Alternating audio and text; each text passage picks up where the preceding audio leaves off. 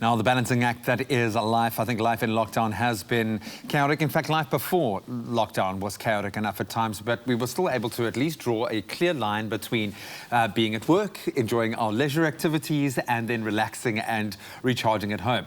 Now, having all of those activities confined to just four walls for the last few months can blur the lines, making it very difficult to structure and plan our day in an effective way. Now, joining us is life coach Kirsty Melmed, who is going to share some advice on how we can separate the personal from the professional while we are spending so much more time at home.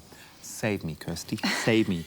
I have a baby, I have a 3-year-old, I have a workload, and I'm struggling to manage all of these things. I mean, lockdown has been a crazy, crazy adventure. What challenges have we been facing during this time? And I can add to that, what new opportunities have been discovered by discovering this new world of working at home? So I think you named it right there with the challenges aspect is finding the balance between all those different hats that we wear and making sure that we can commit fully to each hat so that we are being productive at work, we're present with our children, we're doing all of those things. So that is the biggest challenge. However, some of the opportunities that I think we've now been faced with, I mean, certainly more time because we're not sitting in rush hour traffic anymore. For sure. And that's a huge bonus for many people. And also you know, can be a bit more comfortable in your environment. You can go for a walk at lunchtime, walk the dog. You can have a little bit more of a positive balance. And choice, you can make these choices. You can have meetings without shoes on. And in my case, I can get a cuddle from my gorgeous little baby girl whenever I need to kind of reboot.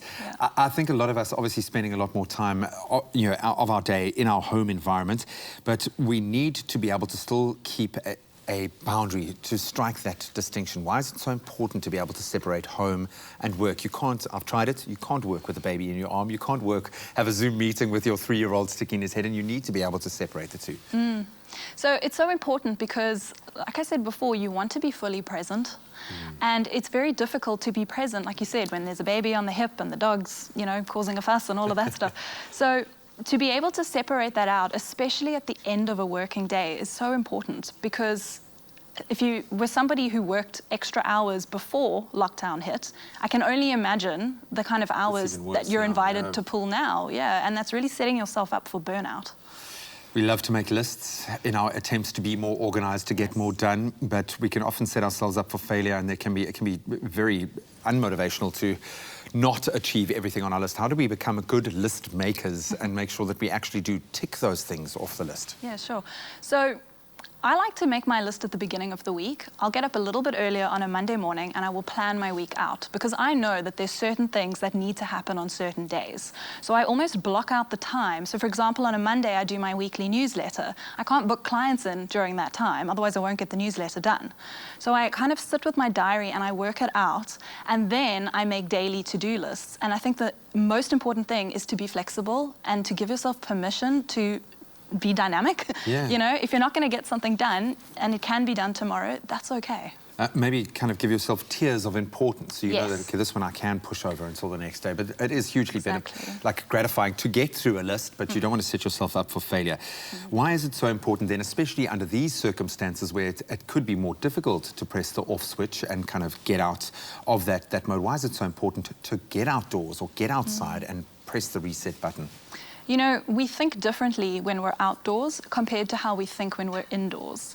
It's a different part of our brain that gets accessed. So when we are doing problem solving, it's a lot easier to do that in a different environment, to change it up, because we are creatures of habit, but we actually do better with a bit of change. So go outside, get some fresh air, take in some greenery if that's possible, and move your body, and you will be a lot better focused when you do come back and sit down again. Yeah, that light bulb moment might come to you when you least expect it, when you're out there just freeing yourself, and you'll obviously be able to enjoy that time, especially if you've got dogs or you've got kids. Get them outdoors.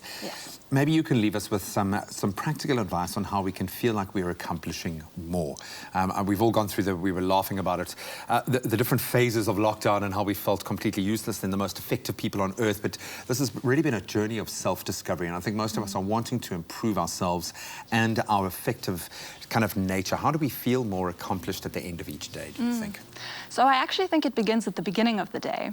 If you could sit even just for 2 minutes and you could visualize yourself going through your day day and feeling good and feeling confident and focusing and getting the things done that you need to do, you're setting yourself up for success. And then at the end of the day, if you could take 2 minutes and look back on the day and express gratitude for everything that went right and feel proud of yourself for everything that you did, that you set out to do at the beginning, you're going to start fostering an inner sense of confidence. A culture of winning, as they would say in sport. Kirsty, well done. Thank you so much. I'm feeling better. I'm actually really excited to go home and work now and, of course, see my beautiful family, set those goals, make those boundaries, but always be realistic about that. Well, next, I'd love to apply all of this kind of knowledge on reshuffling and rethinking what we do in our kitchen and our meal plan. That's next.